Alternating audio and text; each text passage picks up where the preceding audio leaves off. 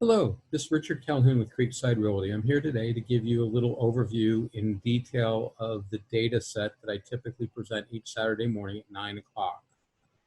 This is so that I can go rapidly during the weekly sessions, and yet you can come back and get comfortable with the data set and understand each component of it. You can reach me through this contact information that's at the bottom of every slide. I'm a broker in the area since 1981. And I got involved in the statistics back in about 1997 when I was buying trustee sale properties for my own account and wanted to know when the market was going to be going up and down. So the meetings are every Saturday morning. They start sharply at 9 a.m. I suggest you log on at least a few seconds before 9 a.m. The way I do this is I have a teeny URL base URL, which is right here, tinyurl.com/RE market graphs. And that will take you to a YouTube channel that has all the past webinars recorded. And these were started as a result of COVID-19 and try to look at the rapidly changing real estate market and determine the impact. Additionally, each meeting can be reached by doing that same basic URL, which is tinyurl.com/RE market graphs, and then the 8-digit date code, which is 2020-06-27 for this week's data, next week's 07-04, and you just change the date. And that's because about every 5.5 months or so, Zoom requires me to change the URL, and by having the teeny URL, you'll get there no matter what, and the password's included. I also have a handout, which again is at the base URL, tinyurl.com/RE market graphs, plus the word handout and that date code. So the most recent one that's on there is 2020-06-27, but it's whatever Saturday is the most recent in the past. But you can also pick up old ones. And this graph will be, this video will be posted to the same basic URL, tinyurl.com/RE market graphs background. And the executive summary is going to be a little bit different each week. It's going to be based on the DUI because that's a leading indicator. It's going to be based on single-family homes because that dominates the real estate market versus townhouse and condos. So there's something like 13 micro markets, I believe, in single-family homes between San Mateo County and Santa Clara County. The red color means it's a red-hot seller's market, competitive bidding on offers, expect significant price increases. The gray color right here in the Palo Alto area, the expensive areas of Santa Clara County on the San Mateo County border, is sort of a balanced marketplace, and that's why it's gray. If there were any buyer market areas, they would be in sort of an ice blue color, sort of bluer than the bay, and would stand out. So 3 colors, and that determines what kind of marketplace it is. Each micro market has its own criteria. The bulk of them, days of unsold inventory between 40 and 80 is considered a balanced market. Lower than 40 is a seller's marketplace, red hot seller's marketplace. Above 80 is a cool, ice cold buyer's market. There are some exceptions that use a 75 to 150 days on unsold inventory as a balanced market. And those exceptions are the San Mateo coast, the Morgan Hill, Gilroy, San Martin area, and the Saratoga, Los Gatos market area. And that's just based on their historical performance. Those areas are typically slower. They still appreciate the same, but they just move a lot slower. So they have a different criteria. Now we're going to jump back just to give you a cleaner view. So today's date that I'm recording this on is the 27th. This was for Saturday's presentation that was this morning. Here's the base URL that I was talking about. You can get the handout by adding the word handout in the date code. It's currently 111 plus or minus a few slides depending on what happens. I waited until I think I have the format pretty well set, so it shouldn't change too dramatically. Next week's meeting is going to be at the same base URL, tinyurl.com/RE market graphs, and the date code 2020-07-04. If you want to do direct to Zoom, it's this long-winded URL, or if you have an account and log on, this is the meeting number here, and this is the password, and the phone password is here, and that should be valid through August the 8th. After that, it will be changed. I'm available for comments, questions, feedback, suggestions, concerns, whatever, at my email address, which is creeksiderealty@gmail.com. And what I'd like to try to do is get people to send links ahead of time about newspaper articles that they have seen that they question. And the reason for that, there's a lot of conflict in the definitions, as you'll see as we go on. Typically, if you draw a different conclusion from what the media is saying, it's based on that conflict in the different definitions of words. And having done this now for almost approaching 25 years, I believe my definitions are done in a manner that the goal is to have the data tell you what the market's doing versus swaying the data one way or the other. And of course, if there's any audio visual problems during a meeting, I'd like people to point out to it. Otherwise, I'd prefer people to hold questions until I ask for them, and they can always refer to the slide number, which is down here in the lower right corner, so we can go back in pretty easily. So we talked about the definitions being extremely important. One of the important ones is inventory. Most people quote available inventory as anything that's on the MLS that can be shown, including properties that have an accepted binding offer on them where the listing agent wants the property to be shown for backup offers. I think that's crazy, and I think that gives you misleading information at certain times of the year in particular. And one of those times of the year is the first of the year, where there's typically very little inventory over the holidays.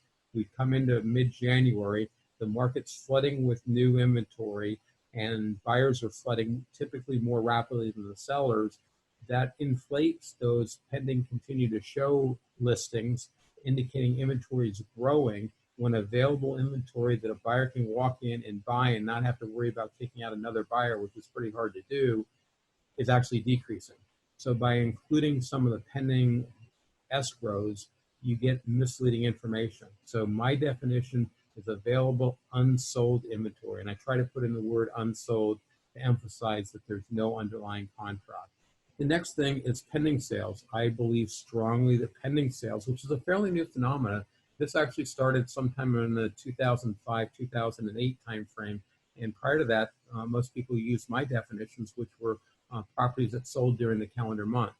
Well, I use properties that, and by properties sold is even an interesting issue. So I'll call it properties that had offers accepted on them. And instead of using a calendar month, because that gives you a very significant cycle, I actually use a 5-week period of time. And I start on the first of the month. So for example, my calendar month for June actually starts on June 1st, goes for the 30 days of June, and goes into the first 5 days in July to get 5 even weeks. Real estate has a day of the week cycle, a monthly cycle, and by doing that 5 weeks starting on the first of the month, you minimize the cycles, and so your data is less fluctuating and actually reflects what's happening in the marketplace. The other thing that happens, like with COVID-19 coming along, San Mateo County, for example, their typical escrow was only 25 days in duration. You then had COVID-19 happen, things got a little more inefficient, and they jumped to 30 days. That's a 20% longer escrow. If you count the data as long as it's a pending sale, well, you have 20% more pending sales, and not because you have more listings that are pending, but because they're in escrow for 20% longer. And again, that's very misleading. So again, I use that 5-week period of time. Consistent. I use it for offers accepted, and which is what most people call pending sales, and I use it for closings. And again, just to be clear, a pending sale is anything in escrow, and I use offers accepted. So every one of my transactions counts for the same number, same period, the same weight. 35 days is the period of time I do. It doesn't matter if the escrow closes in 7 days, 20 days, or 40 days, I count it for 35 days.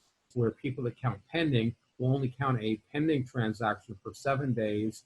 They'll count a 30-day escrow for 30 days and a 90-day escrow for 90 days. And that makes no sense, because now how the property sells has a different weight factor. And that actually does have a slant on the data, because your quick escrows tend to be all cash.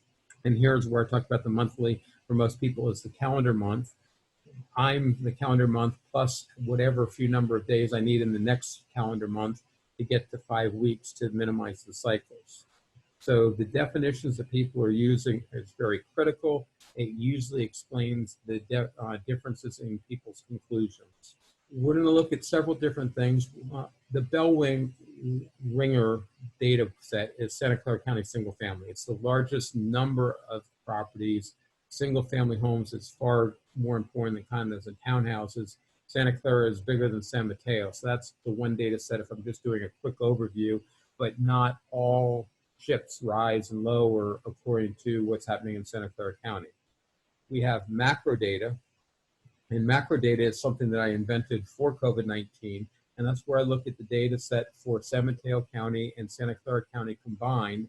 I look at it for single family and condo townhouses combined, which is something I normally adamantly say is dumb. And the reason I say it's dumb or misleading is that if there's a shift in favor of condos, it looks like your price is going down when it has nothing to do with the price going down. It's because you're selling more condos than single family for whatever other reason. And that condos and townhouses tend to have a lower price. And so your prices are going to be going down, even though equity or prices of any given property could be going up across the board, but the mix is changing. So I typically don't look at macro data, but with COVID-19, I wanted to just get a sense quickly of what was happening. So I wanted to use a very short duration. So instead of using my 5-week span that I do for micro market data, I use 1 week and do macro data. So different purpose, different results, different data, but it's all valid data, and you just have to pay attention to what I'm talking about and what you're trying to prove on which data set's better. Micro market is if you're trying to buy a particular home in a given area, you want to know what's happening in that area because that's what's going to impact your particular negotiations. So in both data sets, I always start at Saturday morning at 12:01 a.m. The data sets end at 11:59 on Friday, but the macro data up here is only 1 week long, 7 days. The micro data here is 5 weeks long, but they all start and end on the same day of the week. Monthly data now will start on different days of the week, but because I go for 35 days, there's always 5 Mondays, 5 Tuesdays, 5 Wednesdays, etc. So you get rid of any weekly cycle. Now we're going to explain days of unsold inventory. And the reason I've already explained this briefly, I use the word unsold in here, is these are properties that are on the market, available to purchase with no underlying contract. I do not count properties that are available to be shown that have an accepted contract where the listing agent is trying to get backup offers. This is basically the supply-demand ratio, and in a free or a capitalist society, the supply-demand ratio is what dictates future prices. So days of unsold inventory is probably the single most important data set that I think we have in the real estate industry, because it's the supply demand. It tells you how rapidly the market's turning over. And if it's faster than that 40 to 80 days for most of the market, then you expect rapid appreciation. If it's in the 40 to 80 range, you expect normal appreciation, 3 to 5%, depending on whether it's on the low end or the upper end. Being on the lower end, you expect a higher appreciation. On the higher end, around 80 days, you expect slower appreciation. Once you start going over 80, you expect prices to be flat, or if it starts getting up around 120, you actually expect price depreciation to occur. And each area is slightly different, and so the 40 to 80 is just sort of a general guideline. Overbidding is very important, and there's 2 sets of overbidding. The one major drawback of overbidding is you need to know the sale price. So there's a delay for the duration of the escrow. That's typically about 30 days. So any information about overbidding is going to be 30 days after the fact, plus the 5-week waiting period. So you're talking about data that's on average approaching 60 days old. Still valuable, but not nearly as valuable as the days of unsold inventory that you can get an idea of what's happening after just 1 week period of time if you're looking at the macro data, or after only 5 days if you're looking at micro data. So we have 2 different sets of overbid data. One is frequency. This is how often buyers are giving the seller more than they're expecting. That's also an indication of how many properties are getting multiple offers, because typically a buyer is not going to offer the seller more than asking price if there's multiple offers, and likewise they could offer less than asking price even though there's multiple offers. But it's the frequency of where the seller gets more than they're asking, because that is what's reliably available, and that's called the frequency.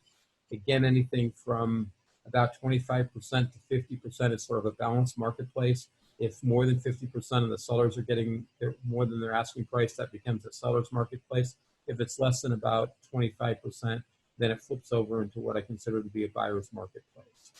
The next aspect is magnitude of overbidding, and that's how much a buyer is willing to pay a seller over their asking price.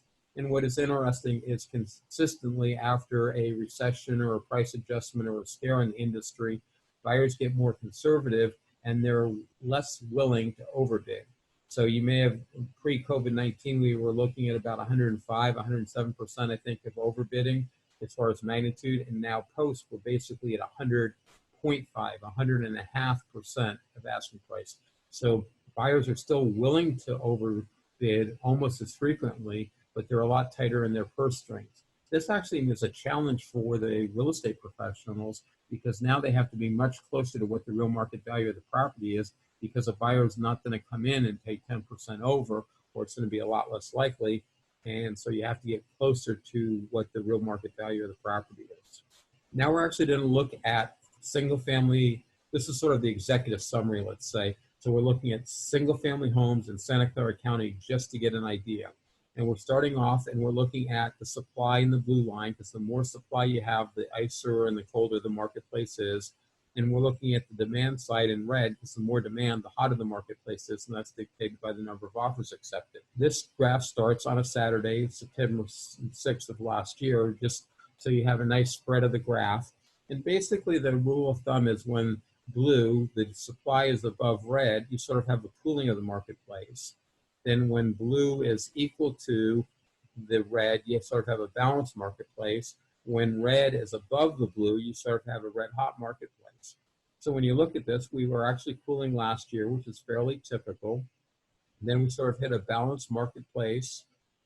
Then you went right into the end of the year, very beginning of the year, which is essentially influenced by the holidays, and you had a slight cooling. But right after the holidays, which is a very typical Silicon Valley pattern, the demand took off more rapidly than the supply, giving you a red hot seller's marketplace. Then we get to COVID-19 right here on, well, this is the 20th, and it was announced on the 16th. So this is the 13th on the dotted line. So basically, right about here is where COVID-19 happened, and you went from the red hot inventory, red hot offers being greater than the ice cold inventory to the complete reverse, where inventory was higher than demand and then offers accepted, and we had the cooling. Then all of a sudden we got to May 1st here, when, and there was interim steps. At first we could show no properties, and I think that was 2 or 3 weeks, and then we had 2 or 3 weeks where we could show vacant properties. Then basically on May 1st they announced we could start showing properties the next weekend, and then it takes about a week to get people into properties and offers accepted. So, you know, somewhere around May 8th, May 12th, the market really took off, and you can see the demand climbing while inventory was basically flat. And we have now crossed over basically around the middle of June. So demand, number of offers accepted, is greater than the inventory, which is why we're having rapid appreciation again, and we're actually in a seller's marketplace in the middle of COVID-19. You also notice that the last data points here are flat, and that's because all the data before it goes flat, so from right there back this direction, is based on 5 weeks. This flat plateau is actually based on 2. The first half is based on 3-week data, and the last half is based on 1-week data. And I have it like that so it stands out, because it's not as significant as the 5-week data. But I also want to be sort of a leading indicator. So this takes 5 weeks, and if you look at 3 weeks, is that higher or lower than your 5-week data point? And is your 1-week data point higher or lower than your 3-week? And you sort of get an insight onto if the market's cooling or accelerating based on that.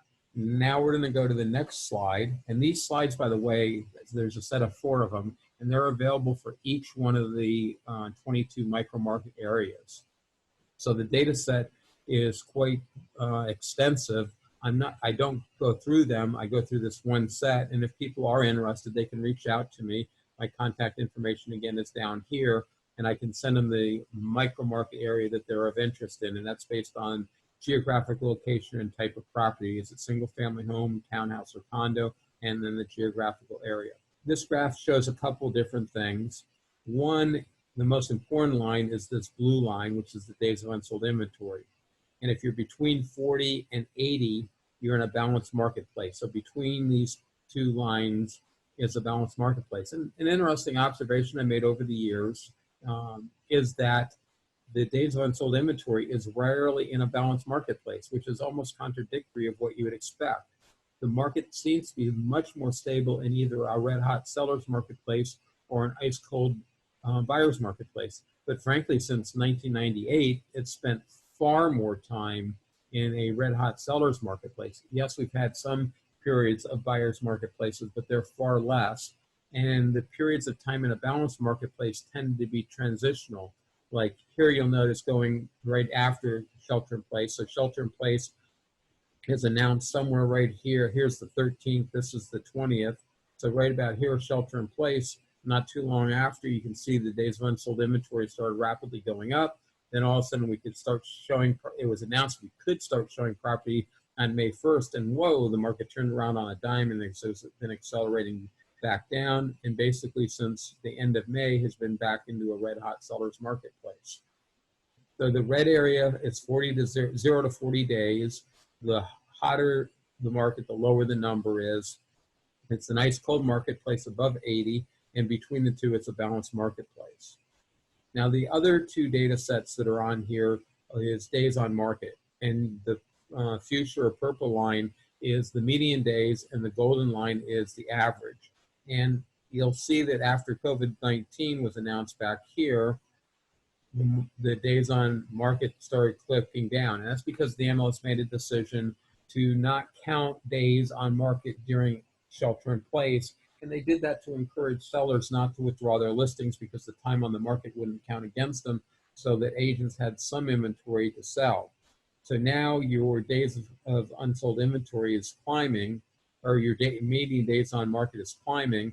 And that's not an indication of the market slowing down. That's simply the market getting back to where it should have been if we didn't freeze the clock.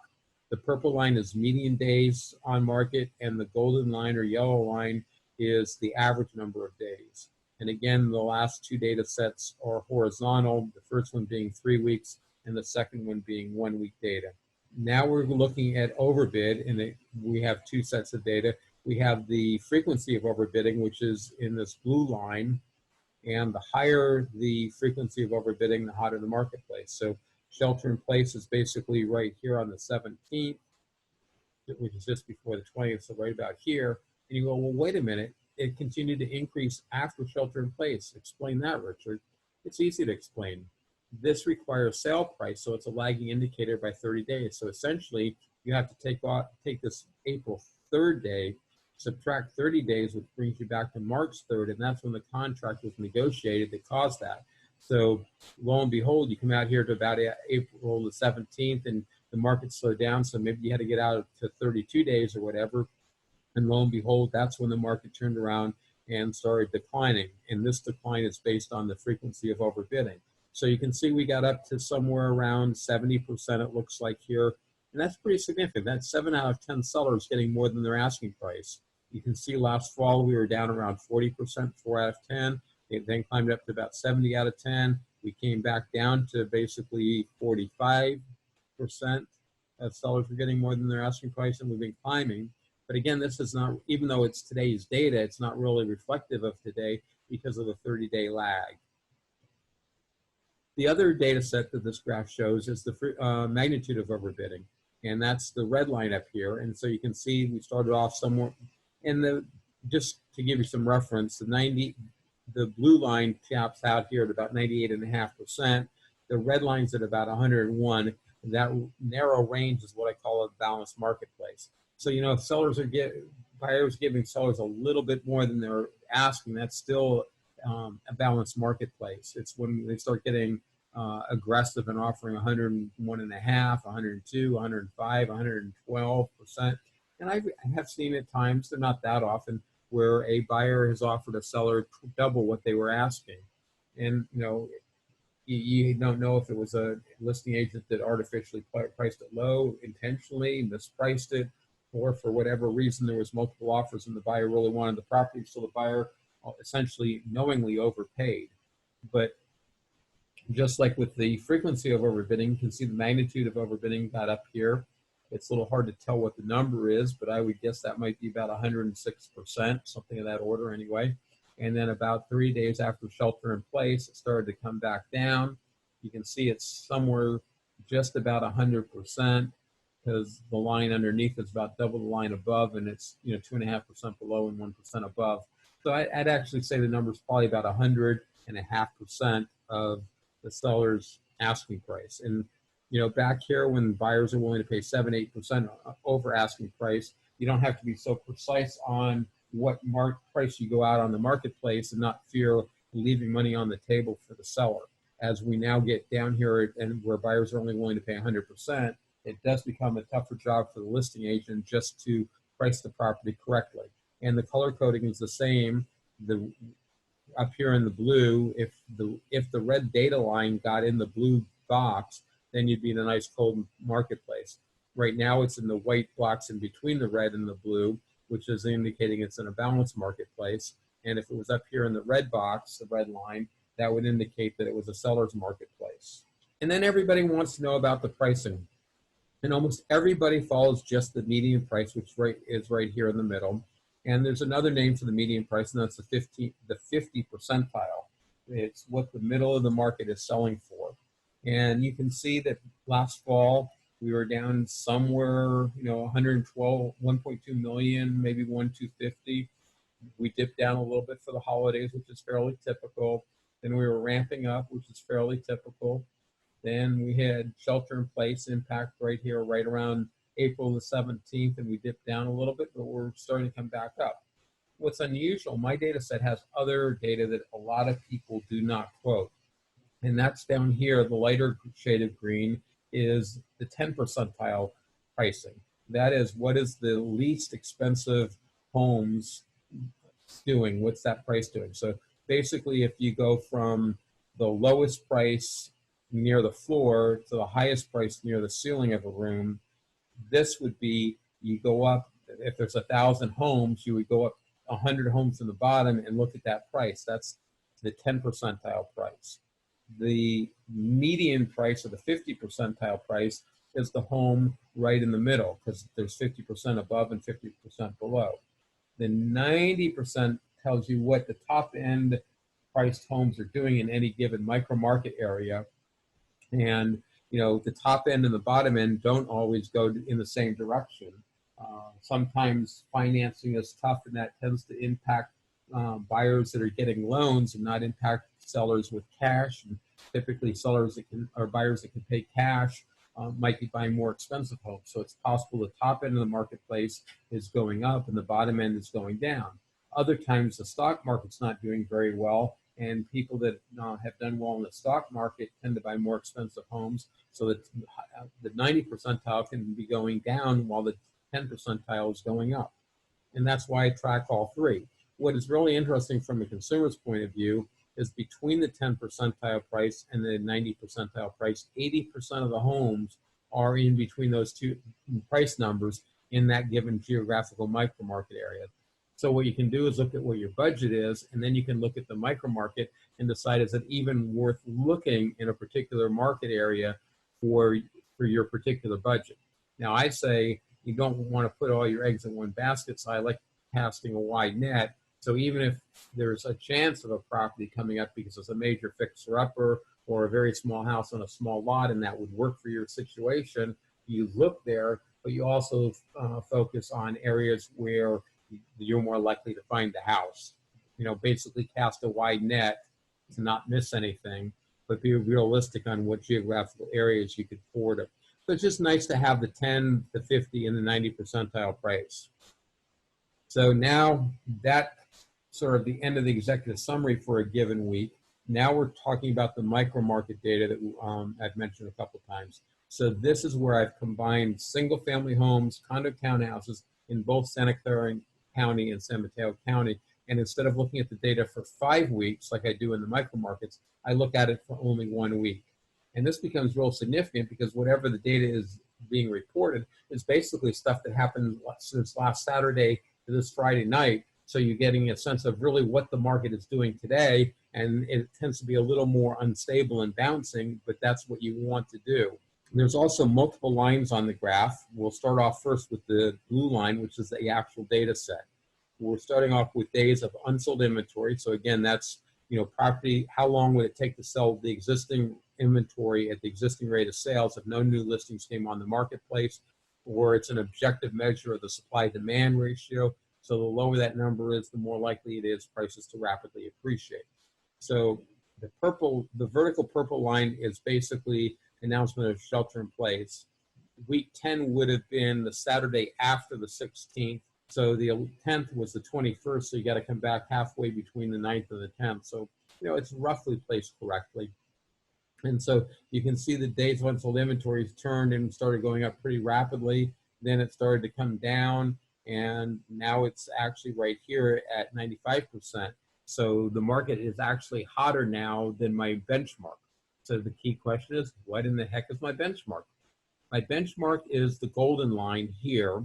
And what I used for this was the past 5 years and then took a median of that. So I looked at the data for the same week.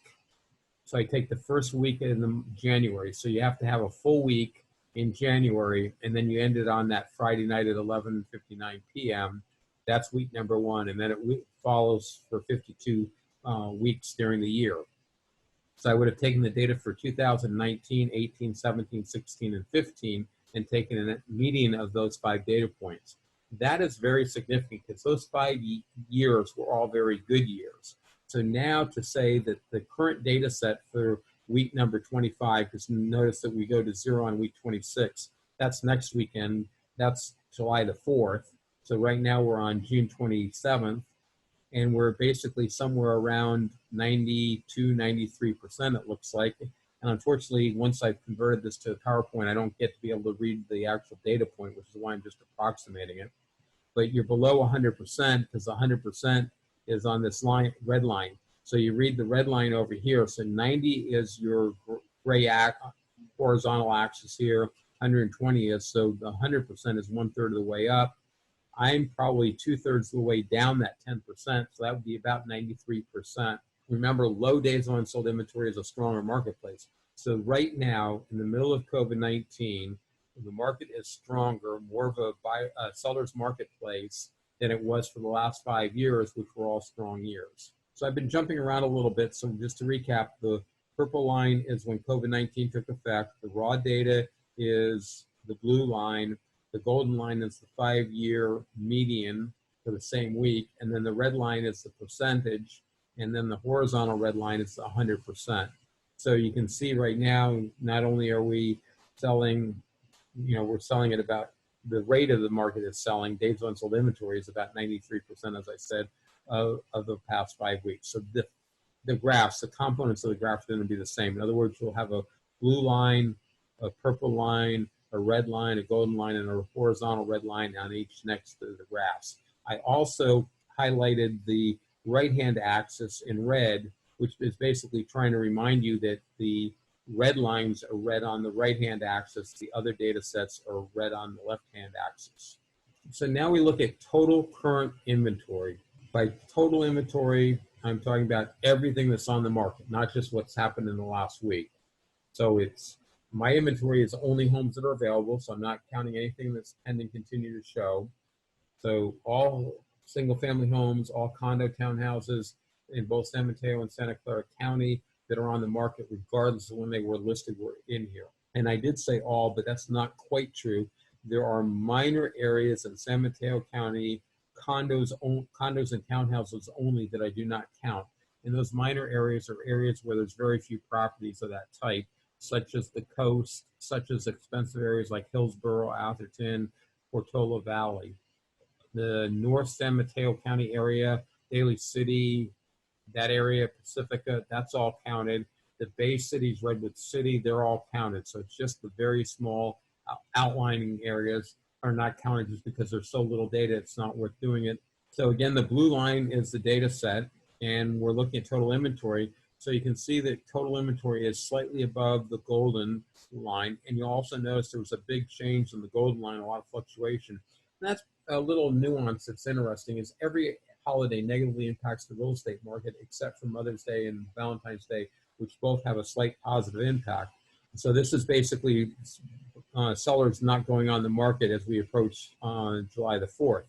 This year, with people not traveling nearly as much because of shelter in place, people just kept on their plans, and so the number of inventory didn't drop down as it typically did in past years, which means the ratio actually went up a little bit.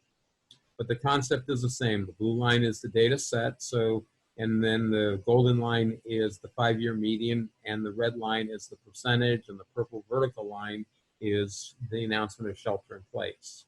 Now we're looking at the new listings, the number of new listings for just the past week. And you can see there's a fair amount of fluctuation even in the 5-year median.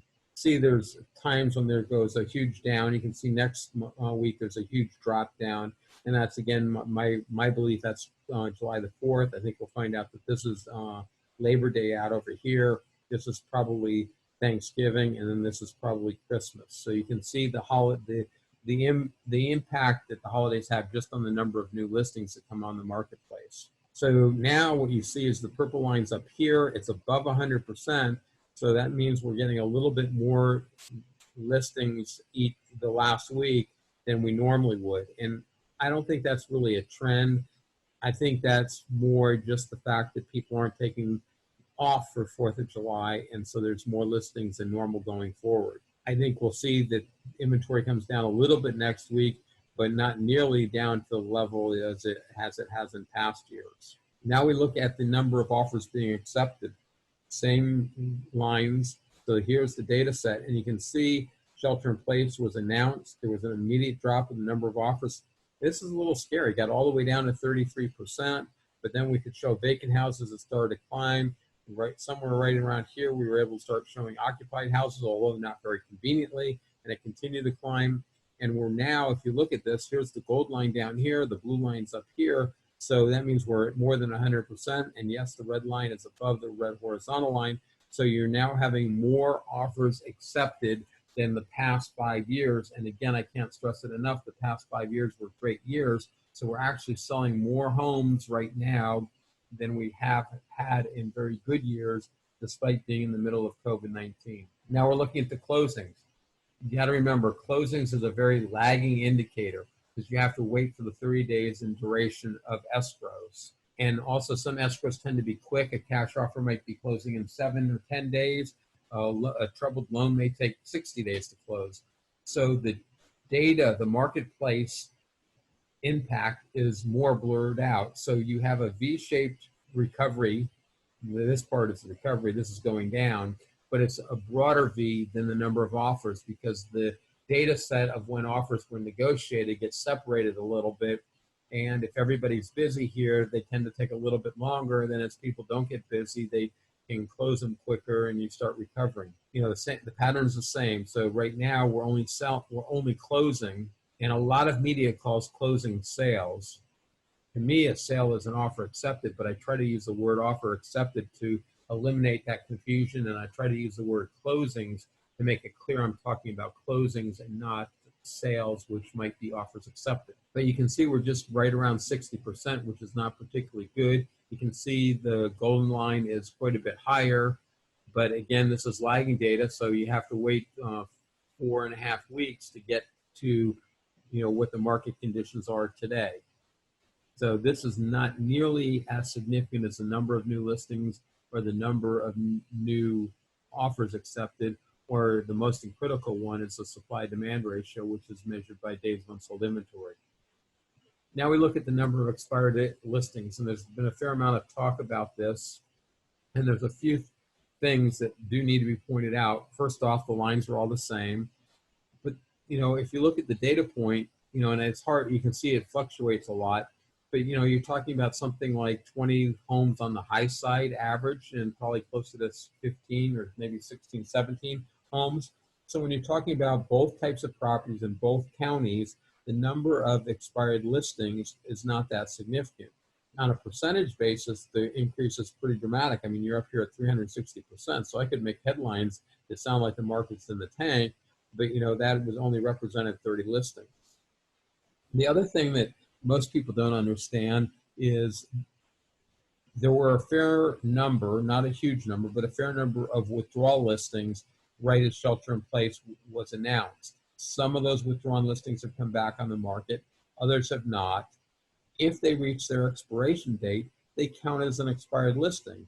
So right now, some of our sellers that have decided not to continue with their market plans are getting counted as coming off the market twice.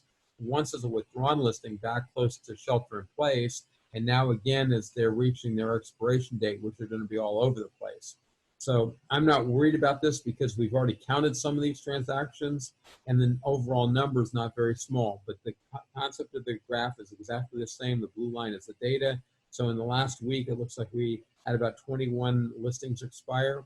You'll notice when you look at the data, there seems to be a periodic pattern. This is typically the end of the month because there's a fair number of agents that will expire their listings at the end of a month instead of an even number of weeks, days, months from when they took the listing. So that grouping is one of the annual cycles we see, and you can basically start counting up the data points and see there's 4 or 5 data points between the different peaks. And you can see even the median data, the gold benchmark is spiking pretty significantly, and that's as they get into each end of the year. This is the number of canceled listings. The one we just finished was expired. This is canceled. This is where the seller was convinced the listing agent to cancel the listing for whatever reason. Again, the number is pretty low down here around 40, because you read that on the left-hand axis. You read the red lines over here. So right now we're at 80% of normal. And you can see the gold line up here being normal. So anytime the data set is below you, you're less than 100%. Right here, it crossed over. Here, it's over. Here around shelter in place, it was quite a bit over. And I think that shot up to 360%. It might have been only 240, but I think it's 360. So it shot up. Well, we can actually estimate it. You know, you come down here, the 5-year median number is less than 30. If I was to guess, I might go 27. And then up here, the data point is 160. So 160 divided by 27, make it 160 divided by 30, and it's, you know, 5.6. So this is going to be up around 500%. So I was way off on the number. It's even higher than I thought. But even though the percent increase is huge, the impact is really minor because the number of listings. Also now, look, we're bouncing around and we're bouncing slightly under 100%. So fewer sellers are canceling their listing now than traditionally over the past 5 years. Surprise! All the red lines are gone, the gold line's gone, and there's a reason for this, and we sort of covered it before, and that is a listing that is withdrawn. If it stays withdrawn and reaches its expiration date, it becomes an expired listing. If it goes back on the marketplace, it no longer is a withdrawn listing, and it's an active listing. So there's no way to go back and get historical data about withdrawals, and so there's no way to calculate it and plot it. So all you have is the number of withdrawals for the week. You can see shelter in place, and you went from somewhere around 10 cancellation withdrawals in a given week up here to 70, but then you're coming back down.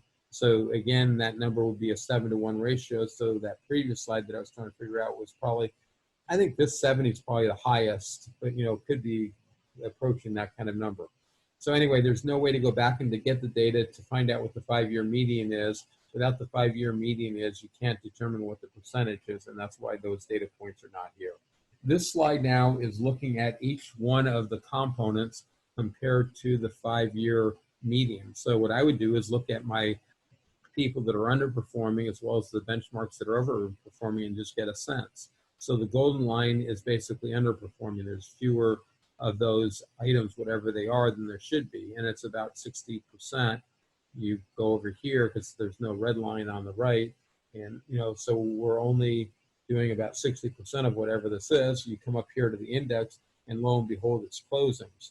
So the number of closings are 60%, only 60% of what they should be, but that's because they're lagging behind, and you know, I expect that number to come up pretty rapidly based on the number of offers that have been accepted. So then let's look at what's on the real high side. And it's the light blue line, so that happens to be the number of new expireds. And I believe that the reason this is that high, it has nothing more to do than the number of withdrawn listings from shelter in place being announced are now expiring and not coming back on the marketplace. You can look at the green line, and the number of green line is the number of new cancellations. So, it's 80%, so the number of new cancellations is actually below what you'd expect it to be based on the past 5 years. And then you can flip-flop back up here to 120% on the brown, which is the number of new listings. So we're having more listings than normal. And again, if I'm blaming that on the holidays and people not traveling anywhere this week as of July 4th, there would be more new listings now than there typically is because people aren't doing something for the holiday, and real estate tends to be an optional event. So now we're going to shift gears yet again to another set of data points. And this data set looks at the 22 micro market areas based on a heat map. Now, on the heat map, it only shows the 13 single-family micro markets in Silicon Valley. I have it based on two things: overbidding, which is going to be a lagging indicator, so we'll do that first, and then days of unsold inventory, which is the most important, probably the leading indicator that I have been able to define and track. So this table is a little confusing initially. Over here you have the Santa Clara County micro market areas, this is single family homes, then San Mateo County single family home micro market areas, then condo townhouses first by Santa Clara County and then in San Mateo County. Then you can see that you have a group of data set here, a second set, a third set, and a fourth set. So those are all independent of each other.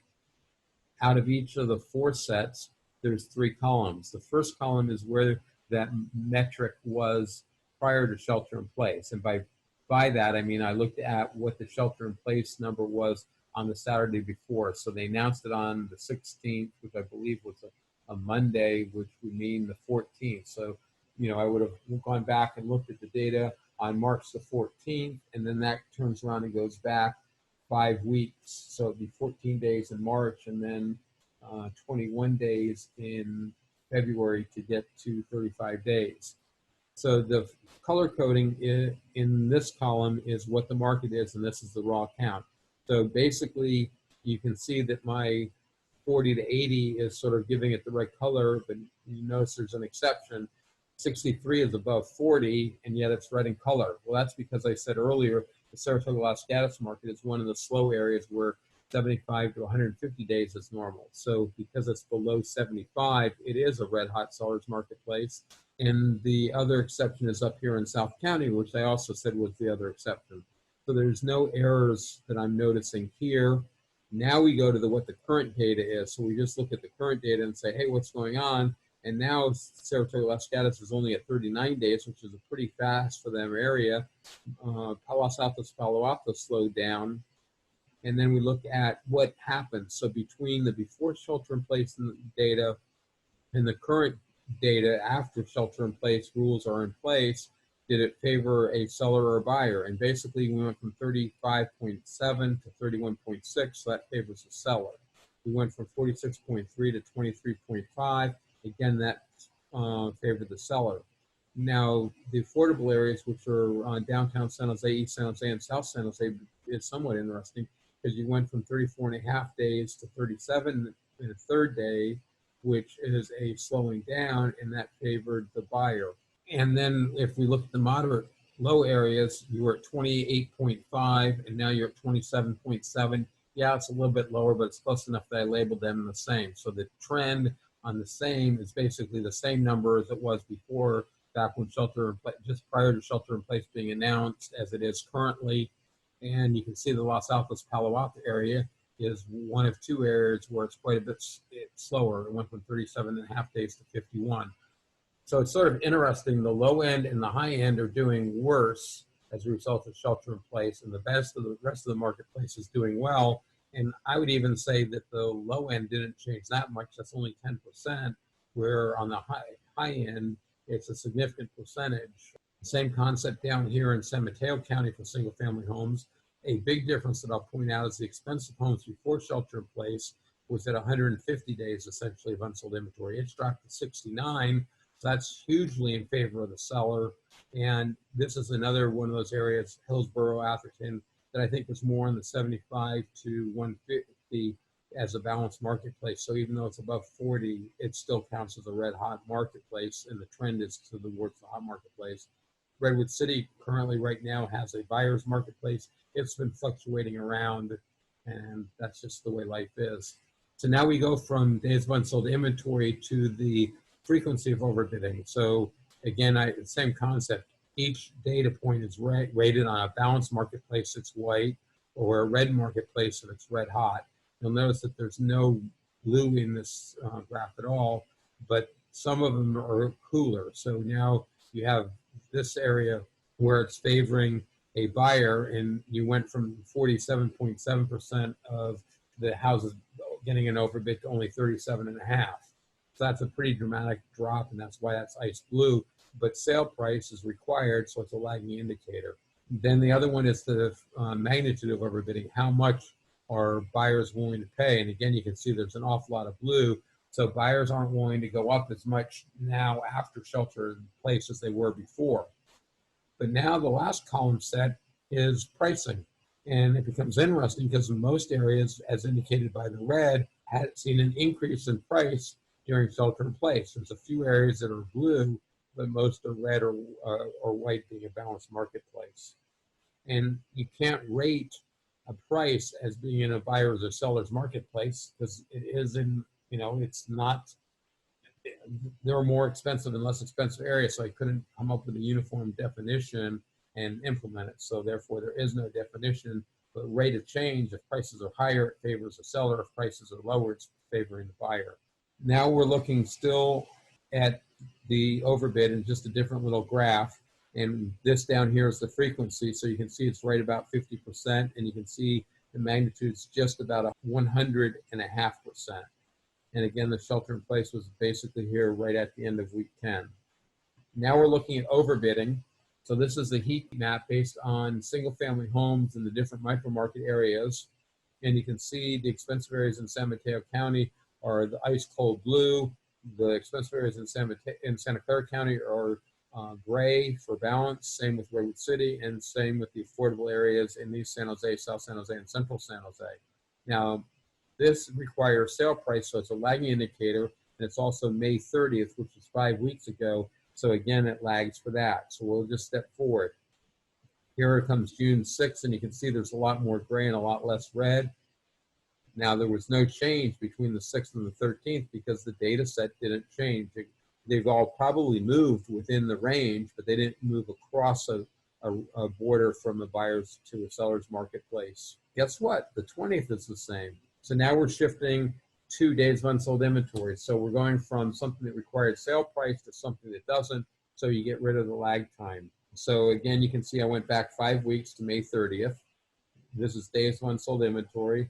And you can see a good part of Santa Clara County and a good part of San Mateo County is actually in a seller's marketplace right across the border between Santa Clara and San Mateo. It's basically where the market's cool. And that is somewhat significant because that's normally where the market's the hottest. And then your affordable areas in San Jose are also cooler.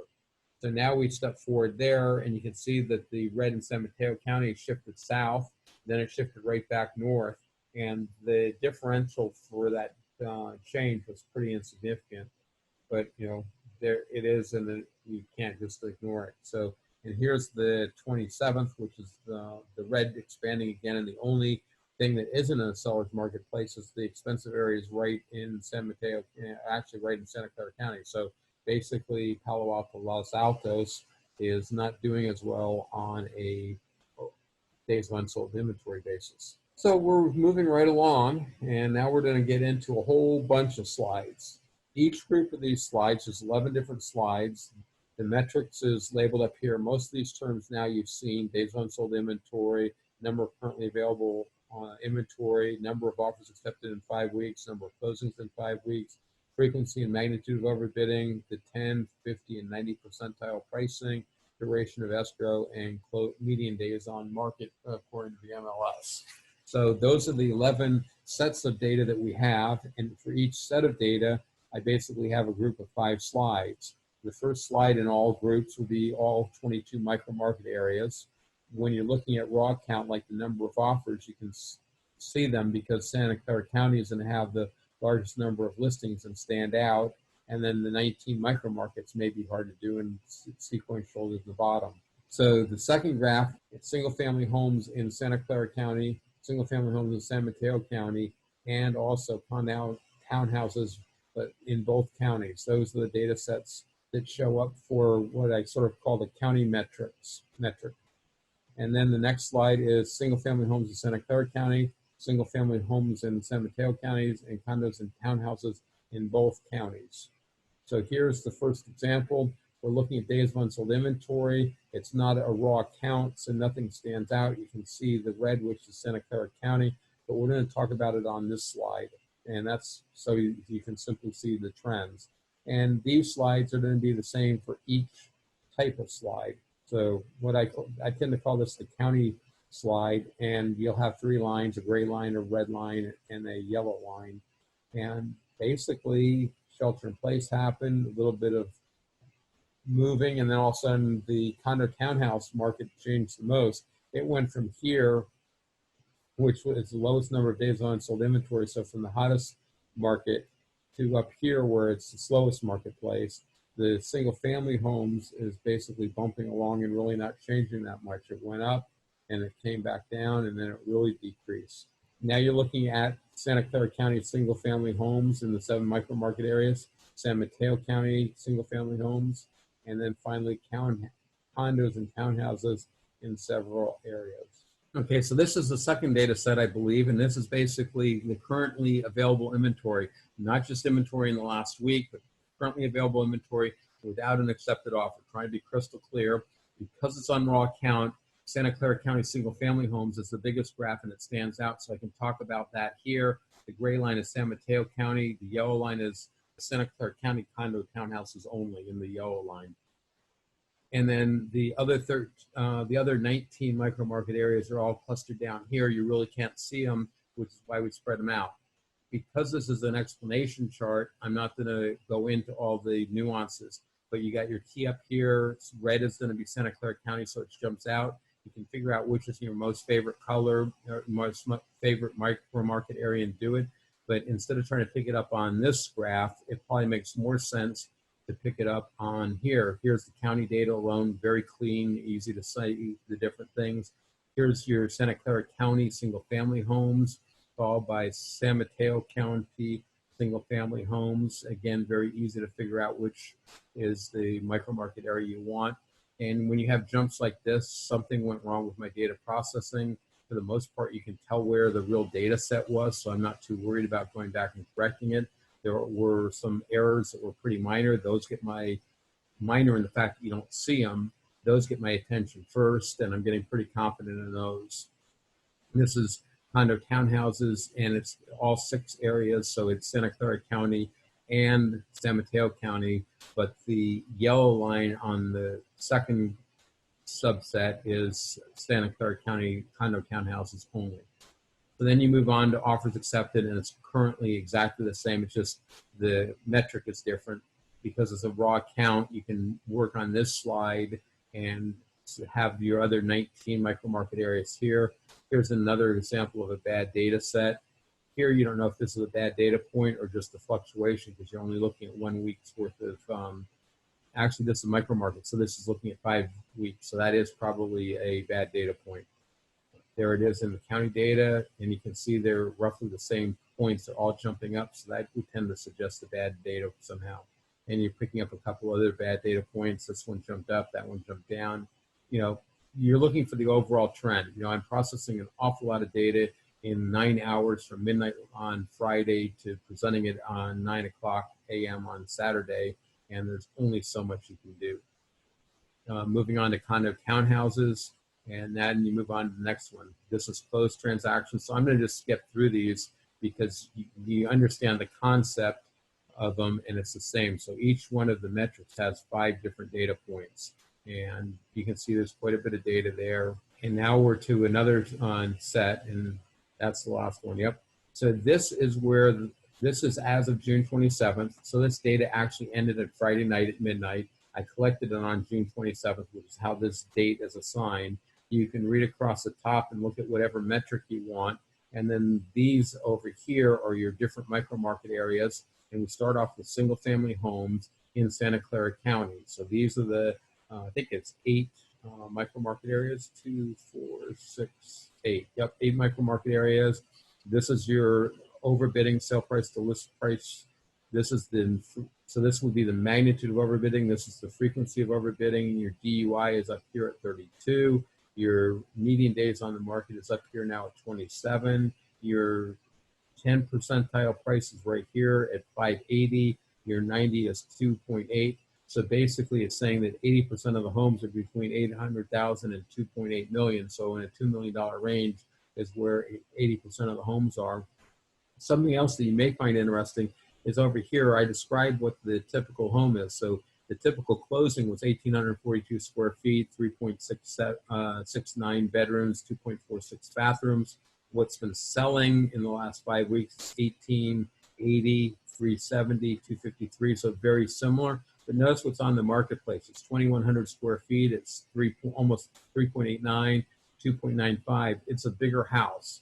And that gives you an idea right off the bat, saying that bigger homes, maybe more expensive areas have the bigger homes, but homes that are on the market right now are bigger in square footage and are not taking longer to sell, which is why they're up there. The abbreviations over here, South County is, well, this is total Santa Clara County single family. This is South County. This is East Central and South San Jose. Actually, Santa Teresa, North Valley, Milpitas, and Blossom Valley. That is Santa Clara, Willow Glen, Cambrian, Campbell, Cupertino, Sunnyvale, Los Gatos, Saratoga, South Coast, Palo Alto. The next page actually has some definitions down here at the bottom to help you out. It is single family homes in San Mateo County. There's 6 micro market areas. Metric is the same, so you can figure out what you want to do. Again, you can see the square footage on what's on the market is 2,400 versus 18 as being what's sold. And then this is the condo townhouses in both areas. And again, I think there's also 6 or maybe there's 7, 4. There's 7 micro market areas in the condos. And again, the definitions are there for you. Now we move to yet a different set of data. This is data for the month of May. So it started on May 1st, went through and included June 4th. So I collected the data on June the 5th, which is why the June 5th data is here. So that's my May data. And I'm going back, and this is 2020, and I'm going back and having the data all the way to 2001. So there's 20 years worth of data here. And you may notice there's some vertical gaps here, and that's to refresh my memory that this is when I started, to the left of this break is when I started using the 35-day, 5-week months starting on the first of the month. In between the 2 breaks, I was using a 4-week and 5-weekend process starting as close to the beginning of the month as I could, but I had to start on a Monday to have 5 weekends in 30 days. From 2011 back, I was doing what most people do and using the calendar month. But I got away from that because there was a huge monthly cycle, and that's what this 30 days was trying to do, but it really didn't work. It was hard, it was convoluted. So finally I said, hey, a lot of the sales that close at the beginning part of a month are actually leftover from the month before. So if I just treat it as a 35-day month every single month, I'm free. The other thing that allows me to do is have a month every single day. It's just a it's a fiscal month. And again, here's all your different data sets. The active listings are on the top, then the data regarding the number of offers, the offer terms, and finally the lagging closing terms. So here I'm basically talking about the monthly data is based on Santa Clara County single family residents, which is definitely true. I talked about the significantly weekly cycle. I talked about that my data for the last 2 years is a 5-week period starting on the first of the month. And then depending on whether it's a 30-day, 28, 29-day, I go and include the 4 days, 5 days, 6 days, or 7 days into the following month. And it's all based on what I need to get to 5. So again, this is exactly what I've already said. May data was from May 1st through June 4th, since it's 31 days in May. And if I include June 4th, that gives me 4 more days, which gives me 35. And the monthly data that we're basically getting into now is typically presented on the second Saturday of each month. depending on how the calendar flows, sometimes I do a little preview the month before. Sometimes I just don't have the ability. It just depends. Like if it's on the first of the month, yeah, but it's pretty not very realistic data. This coming week is on the 4th. I really need the data from the 5th, so clearly I can't do it, but I get a pretty good deal of estimating. So what I will probably do is not spend much time on the first week and first Saturday of the month, but I'll have it there. I'll step through it so you can look at it, you can study it, and then on the second weekend, July the 11th, I'll go into it in detail. Here's just some key dates. I haven't kept this up recently because the impact of COVID-19 almost appears to be pretty minor in a lot of ways. But on March the 16th, shelter in place was mentioned, no face-to-face real estate activities. March 31st, so that's basically 2 weeks, we were able to sell properties that were vacant. Basically starting, they announced it May 1st, but it wasn't effective until May 4th. We could start showing houses. But then what was interesting is the state issued guidelines 3 days after we were allowed to do it, but didn't release them until May 13th. And they actually were two different versions were dated 2 different days, the 7th and the 12th. And that caused a lot of confusion. So the restarting of the real estate industry got off to a rocky start as people were trying to understand what they were supposed to be doing. It wasn't a matter of not wanting to do it. It's a matter of what should we do, because some of the initial requirements were simply impossible to do. One of them that stands out for me was we were supposed to turn on the ventilation system to bring in outside air. Well, residential homes don't bring in outside air, and then they specifically told you not to touch the thermostat. So how can you turn on the ventilation system without touching the thermostat? And even if you touch the thermostat, it wouldn't bring in outside air. So there's solution, there's compromises. You go through and you leave all your windows open. You pretty much have to go and wipe the house down. So you open up all the windows for a showing. So, you can get in ventilation going without turning on the heating system.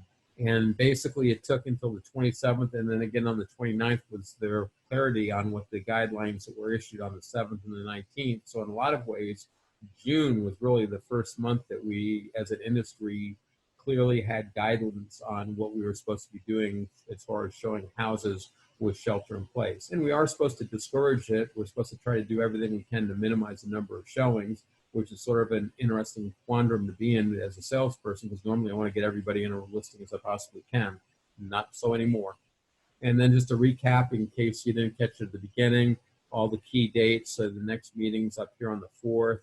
If you want to go directly through Zoom, you can capture the handouts by using this URL or do screen capture. You can get to the archives by using what I call my root URL. The next week presentation's on the 7th.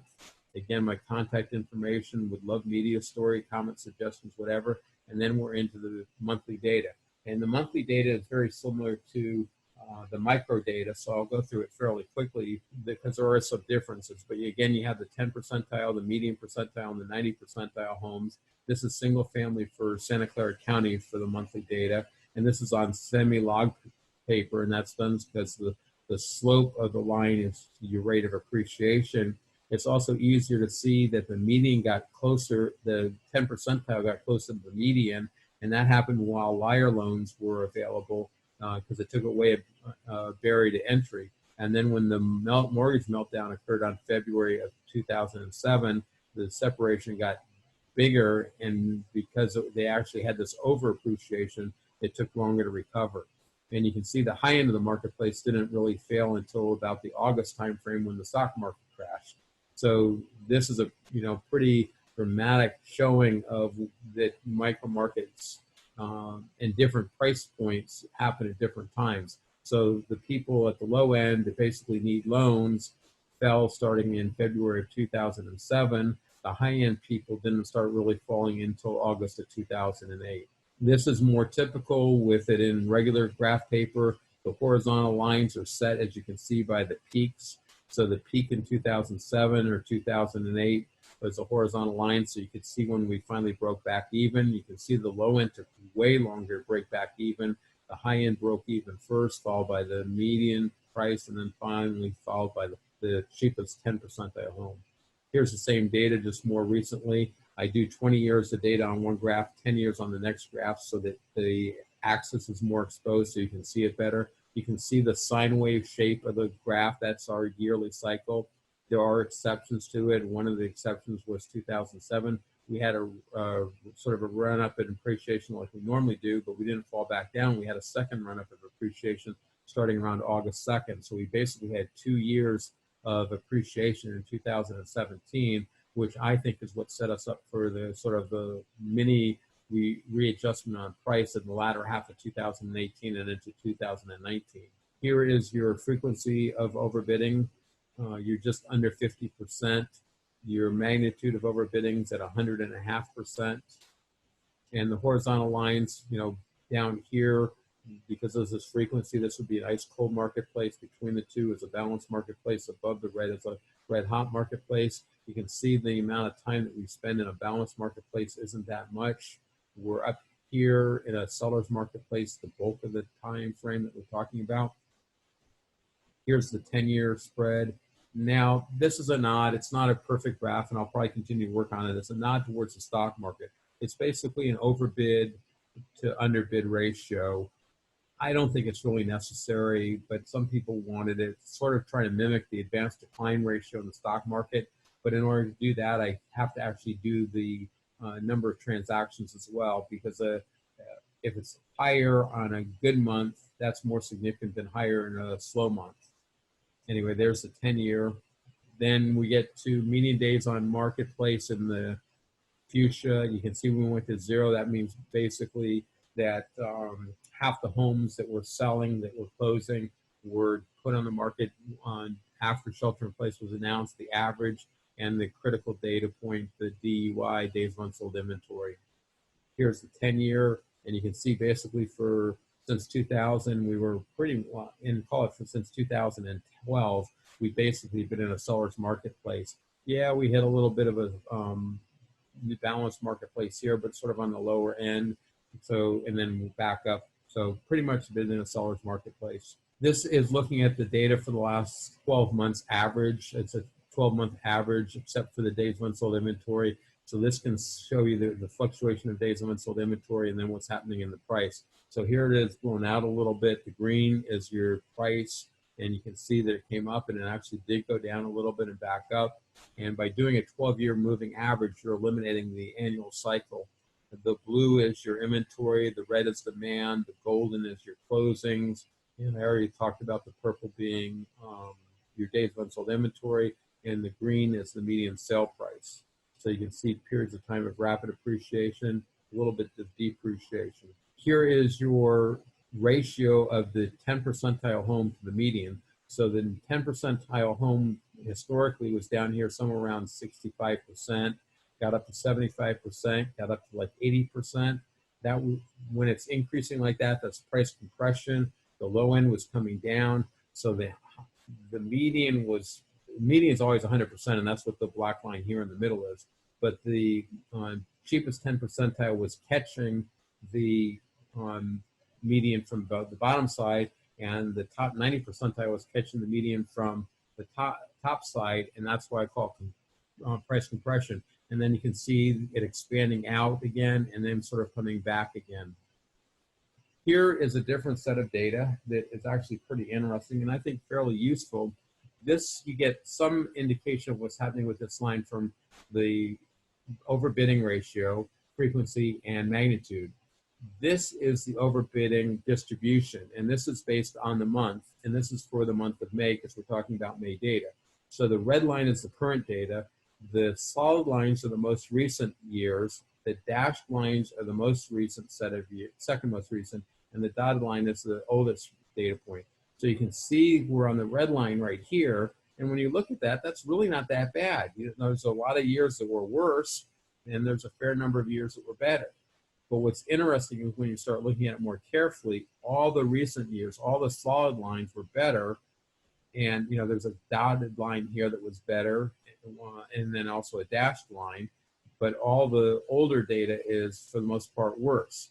So, 2020 is not that, May of 2020 is not all that bad when you look at it globally, but if you look at it based only on the recent past, which is what we tend to remember, then we're having a very poor year. What's also interesting is 2018 was the best year, then 2019 here. So the downgrade has been pretty significant over the last 2 years. So this is the percentile of the homes that are getting over asking price. So basically, I cut it off at 5%. So right here, 5% of the people are getting 105% in that month. For May, 5% of the people are getting 10% over their asking. Right when it's on the horizontal line, right through here is when you're getting exactly your asking price and you get on. So you jump from line to line. You don't move along the lines, but here's, maybe I should go back here. The gray line here is 2018. The goldenrod year here is 2017, 2018, and then the browner year down here is 2019, and then the red year is 2020. So you can see there's been a fairly major shift, but again, if, like on the red year right now, you're saying 45% of the people are getting more than they're asking, 45% to call it almost 60%, so 15% of the people are getting exactly what they're asking, and only 40% of the people are getting less than they're asking. And even on the less than side, you're all the way up here, 85% of the people are getting within 5% of what they're asking. That really is not a bad marketplace, no matter what people say. Then it's the same data point, just looking at the last 10 years so you can see it a little clearer. Again, let's start. So here is 17. 18 was better than 17. 19 was a fairly major downcrease. The difference from 19 to 20 is not that much of a decrease. Again, all the recent years are solid, so people were only looking at that. But when you look at some of the dashed years back here in 2010, 11, 12, we're basically right in that path. So again, it's really not that bad. And then this is looking at each month. So if you work backwards, and if we pick up January, here's January data, and then here would be February data, and then March data was sort of the peak of the marketplace, coincidentally with shelter in place, and then you get to April data, and then you get to May data.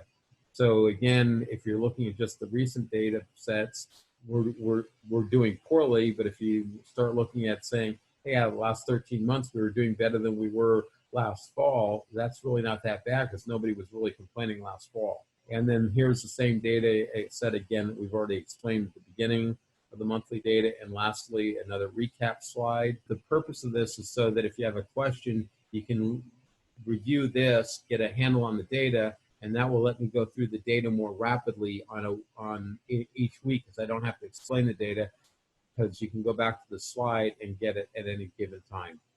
So I hope that helps people, and thanks for listening, and hope to hear comments and questions from you. Take care.